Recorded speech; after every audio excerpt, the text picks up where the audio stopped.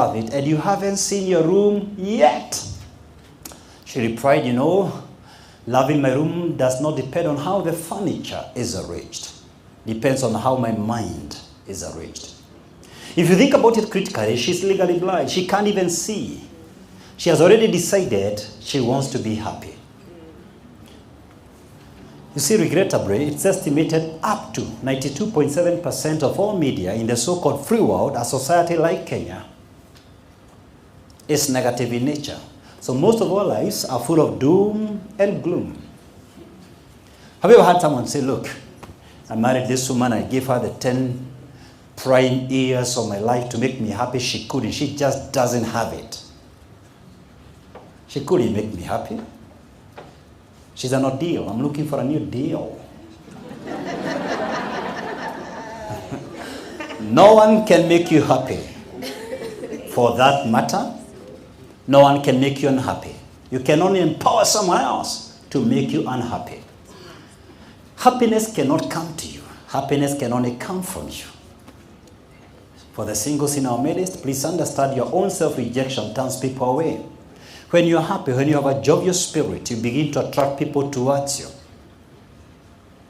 What you call beauty is very subjective. We all see different things.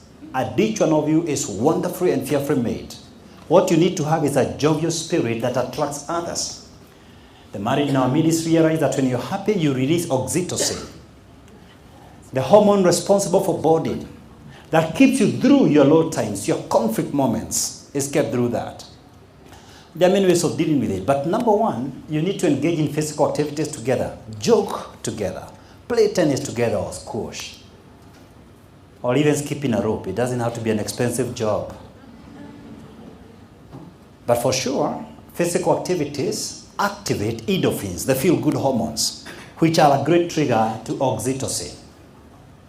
I didn't want to say this, but you can also release oxytocin by getting a good kiss from a dear one. I don't say such things. Do I ever say such things? No.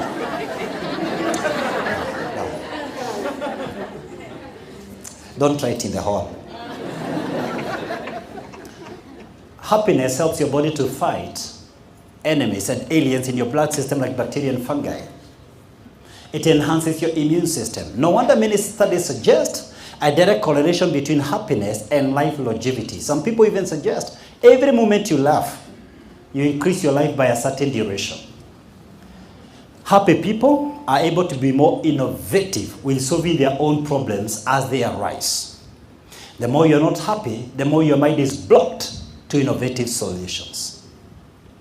Now, besides doing physical activities together, you see, if you were to ask me 3 things to make you happy, of course, number 1, it is your attitude. You choose to be happy. Number 2, engage in physical activities together. Get out of your laptop. Switch off your phones and TVs and tablets. Do some physical stuff together. It activates, as I said, endorphins. But number 3, I will tell you another way of ensuring you start your day strong. Change your passwords.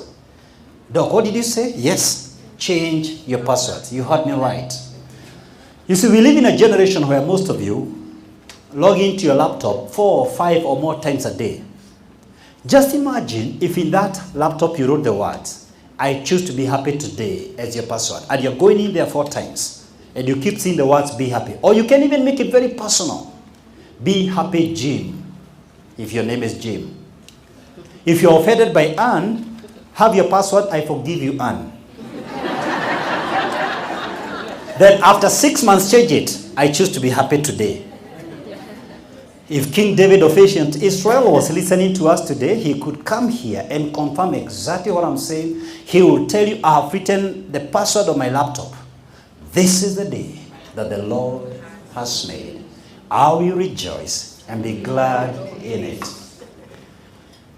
You know, there are 2 great apostles in the Bible. There are many, but there are 2 great ones. One was commissioned to the Gentiles, and one was commissioned to the Jews.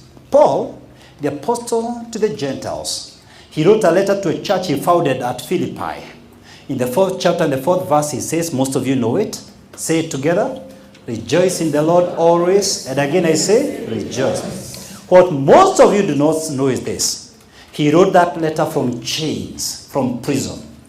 If you can afford to tell people to rejoice when you're in jail, then the apostle to the Jews is known as Peter. I read a story in Acts 12. At some point, they wanted to execute him. Think about this. They had 16 soldiers around him, 4 squads or 4 soldiers each. And then where he went to sleep, he slept between 2 soldiers. And he had no clothes. I know he has no clothes because when the angel came, the first thing he told him is to dress up. What I have never understood, by the way, he was scheduled for execution the following morning. What I've never understood, how many here can sleep when they know they're dying tomorrow morning? The guy was snoring so much, when the angel came, he had to slap him for him to wake up. Get up, Peter! And all the soldiers the following day were executed by order of King. He's called King who? Starting with the letter H, Herod. King Herod. They were all executed because of releasing Peter. He was scheduled for execution and he was sound asleep. This makes me suggest there is a peace that transcends human understanding. I pray that becomes your portion tonight. Amen. Thank you. Let's go to number 3. What is the third pillar? Motivation. Are you there? Yes. From an aerodynamics perspective, the bumblebee cannot fly. His body is too heavy. His wings are too light. His wingspan is too small. But you see, ladies and gentlemen, the bumblebee does not read books on aerodynamics. The bumblebee simply flies. You've got to be careful with the so-called expert advice. A lot of people advise you from what has already been done. God called you to find out what you could do, because what you are meant to do has never been done. All limitations are self-imposed. There was a marine biologist who decided to put a shark in a large holding water tank. And then she brought in some bait fish in the tank.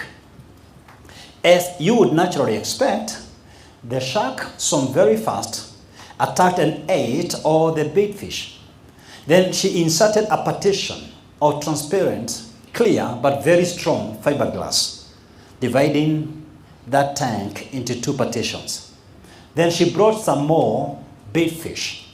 As you'd expect, the shark decided to swim again and attack them, but this time round, he slammed into the fiberglass, hurt himself so badly, bounced off, and deterred. He tried the second time, and the third attempt, and the fourth attempt. But eventually, an hour into the experiment, he gave up. That experiment was repeated a couple of times every day for several weeks, until finally the shark stopped attacking the bait fish. She finally removed the fiberglass partition.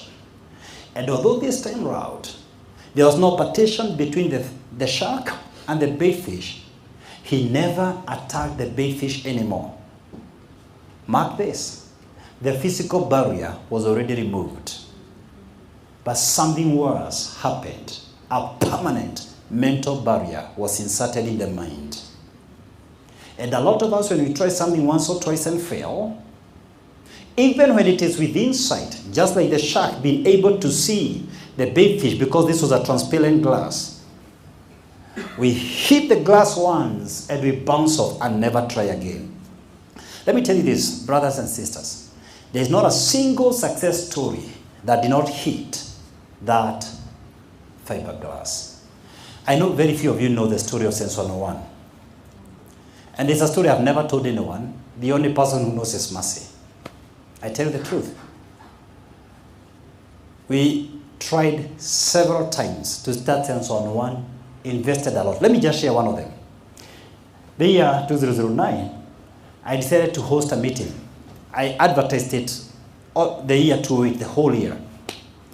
I decided to launch this club first as a teen club for teenagers. I had a huge asset in the sense that I was known in very many schools in those days. And I thought of looking for a school where the girls would come, because we started with the girls. So I went to the Kenya High School.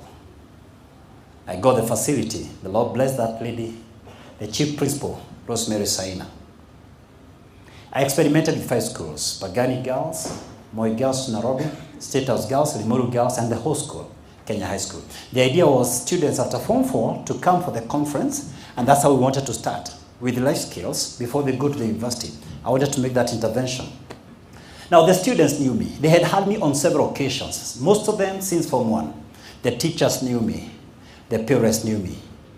We planned for a conference of 500 students. You can imagine my shock. Only 8 of them turned up. 8 of them. Only 8 of them.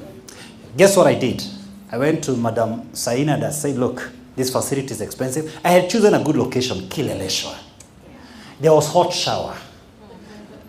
The place was tranquil. The fee was very friendly, 5,000 the whole week, and I'm giving them food and training. So I told Miss Saina, look, I may not afford this facility because I had planned for 500 students, there are only 8. So what do we want to do? She asked me, I said, look, I'll take all the girls to my house. So I called all the parents. Fortunately, the parents knew me. I don't know how on earth they slept in our house the whole week. Mercy will tell us. Because I know our house is not a palace yet. I don't know how they slept. And graciously, one of them is a very active member of Sensuanon Life Club. She has stayed with us to this very day. Later on, she went to the university, did her degree in actuarial science, did her master's degree. When she was doing her master's degree, by coincidence, I was her official supervisor. And she's with us today. Angela Mokami, are you here? So after the meeting, yeah, you could appreciate her. Now, after the meeting, you can ask Angela how they were sleeping in my house. 8 high school girls. I had 2 Shaba boys. I had 2 children.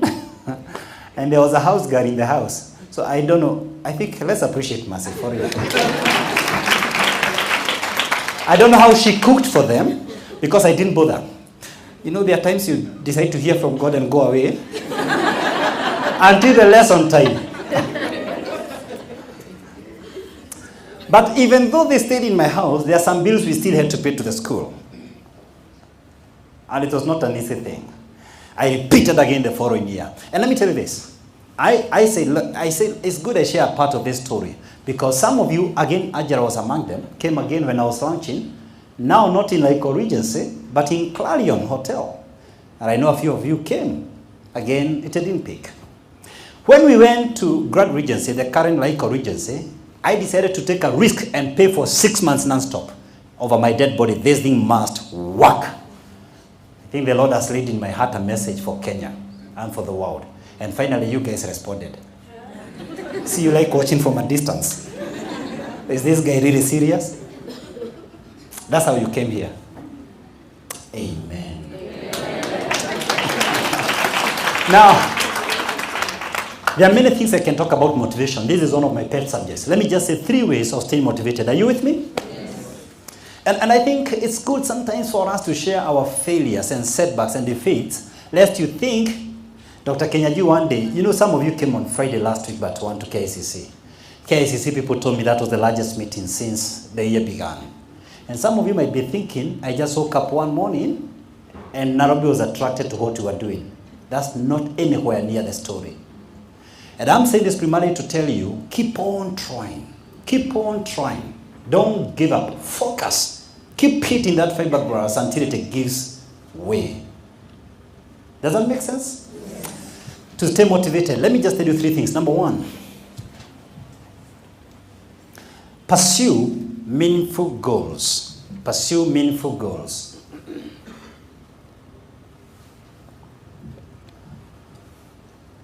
A farmer had a dog that used to sit by the roadside waiting for the next car that would come around. And once a car would come around, he would chase him back in trying to overtake him. A neighbor asked the farmer, do you think your dog will ever catch up with any of the cars? The farmer said, that's not what bothers me. What really bothers me is what he will do if he catches one. Peter Drucker says, there's nothing so useless as doing something efficiently that should not be done at all. It is not good, it's not enough to be busy. So are the ants. The question is, you're busy doing what? And that is why, if you follow me for some time, My biggest emphasis, I may say, is family. Number 2 is discovering purpose.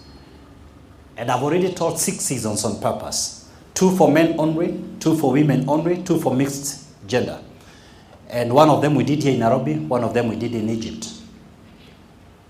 And if you have not gone through this, I want to tell you this. The beginning of fulfillment in this life, which is a bigger variable than even success, is when you link who you are with what you do. When what you do is what you love, and what you love is what you do. You wake up every morning just doing what you love doing. That's what I was doing this morning in a certain organization. That's what I'm doing right here. And I keep telling you this, the only reason we are going to end 8 o'clock is because of your time. If you are able to stay here until midnight, I'll continue. Because this is my breath. This is my oxygen. I urge you to find your place. If you have not connected with your purpose in life, if you've not gone through this program, get some testimonials around. There are many people here who've gone through it. And let me request them, please, kindly. If you've gone through that program, 12 hours of transformation, or 7 women, of all purpose-driven men, all what we did at the River Nile, in pursuit of purpose, all these groups combined. Please, could you lift up your hand? Keep lifting. I'll tell you why I'm saying this. I want those people, just watch those guys, ask them, get a testimony from them, find out whether there was any difference after they attended the program, and sign up for February next year. We are only going to do it twice next year. Here in Nairobi. The next one we are going to do it in Singapore in April. And since we have already closed the doors for the Singapore cruise, where we are cruising from Singapore to Kuala Lumpur, if you still want to do, I have another cruise that I'll be doing in August at the Mediterranean. You can join our team from the UK. We'll be doing the same subject on purpose, now at a higher level. So get to know who you are.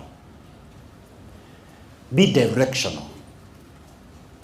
Don't confuse motion with meaning. Don't confuse activities with progress. Don't confuse processes with results. Don't confuse stories with deliverables. I don't just read. I read so much. I read every day, but I read in a directional manner. There's nothing else I read the whole month of September except emotional intelligence. That's what purpose does to you. And I guarantee you, between now and the next meeting you come here, I'll be reading only one subject. Only one subject. The power of the spoken word. Why? I'm not guessing. I know what I want to cover 14 months from today. It is clear in my mind, crystal clear. And I get amazed at how many organizations buy what I teach you people. Last week I had to deal with 3. I feel pain when I see people walking without direction. You see, if your interest is business, you have the same number of hours as Manu Chadaria or Bill Gates or Mark Zuckerberg. If your interest is in ministry, you have the same number of hours as Bishop Jakes or Joel Austin or John Hagee. If your interest is in sports, you have the same number of hours as David Rudisha. If your interest is in music, you have the same number of hours as Churchill. The difference you have with them, these guys are directional. They are clear with your purpose. Every single day, they are on to that purpose. You've got to have that purpose if you're going to make impact. Don't be like that dog chasing a meaningless goal. To stay motivated, say no to naysayers. A group of frogs were walking in the woods someday when 2 of them accidentally fell in a deep pit. The frogs up there began to discourage them. Gave up. The pit is too deep. Save yourself the trouble, fall and die. But they could hear none of it. They kept on trying and trying. The more the frogs shouted up there, the harder these 2 tried. Finally, one of them hearkened to the voice, gave up, fell and died. But one of them kept on trying, and the louder they shouted, give up, save yourself the pain, sleep and die. The harder it tried, and harder and harder and harder. Finally, it managed to get out. And then they asked him, you didn't hear us. How come you kept on jumping? And using sign language, he said, you know, I am deaf. And all along I thought you were cheering me up. Winston Churchill said, if you've got to stop at every point along the way, to throw stones at every barking dog, you'll never reach your destination. I add, if you'll always be distracted by small voices, you'll never do anything significant. If your enemy cannot destroy you, he will focus on distracting you. Feed your focus, and you've got to starve your distraction to death. You are too important to give in to distractions. To stay motivated, number 3, take care of your time. Take care of your time. Imagine there was a bank. Every morning credited your account with 86,400 shillings. Every night wrote as write-off every single cent you never made use of. Didn't allow overdrafts, didn't allow any balances, anything to be carried forward. Banned the records of the day, and every single morning opened a new account. Indeed, you have such a bank. The name of the bank is time. Every morning, it credits your account with 86,400 seconds. Every evening, it writes off as unused, as lost in a single minute you never made use into good purpose. Doesn't allow any overdraft, overdrawns, carry forwards. You can't create time or destroy time. You can't control time or tame time. You can't draw against time or turn back the hands of time. You can't have extra time or lack time. You can lose time or gain time. You can't have less time or more time. You can't make up for time lost or recover time you did not make use of. You can't reverse time or build time reserves. You can't speed up time or slow down time. You can't stop time or manipulate time. There's only one thing you can do with time: make use of time. Look at me, every one of you. Time has no emotions. We can't come here tonight and teach time emotional intelligence. Time has no emotions. Time doesn't care the emotion you're going through. They can be very extreme emotions. The most extreme, burial or wedding. Time doesn't care. Time moves on. If you don't plant during the sowing season, you'll be embarrassed during the harvest season. Time will not wait for you to recollect who you are and correct yourself. Time, and even the subset of time, seasons, have no emotions. Somewhere I read, as long as the earth remains, there will be seed time and harvest time. Genesis 8:22. Time and chance happens to them all. Ecclesiastes 9:11. We are all given time and chance. We may not be given equal chance, but all of us are given an opportunity to make a difference. The opportunities might not be uniform, but all of us are given that opportunity, and all of us are given that time. How much are you drawing against this bank? If you make the most of every second you have, you can outlive yourself. You can outlive time. You can transcend time through the impact of the people you influenced. There are minutes I listen to recordings of people who died long ago. Martin Luther King Jr., R.W. Shabak. They are still influencing me today, long after they are gone. You can outlive yourself. Transcend your time on earth by making the most of your time here on earth. This takes me to the fourth pillar of emotional intelligence. Are we learning something? Yes. Empathy. A 12-year-old boy wanted to buy a puppy when he stumbled across the shop with a huge billboard, puppies for sale. But then he realized they were going for $50 and he only had $3. Nonetheless, he decided to get into the shop. Then he noticed a lagging, limping puppy. And he told the shop owner, I want that one. The shopkeeper said, no, you can't buy this one. He'll always limp. He'll always be lame. He said, no. He insisted, this is the puppy I want.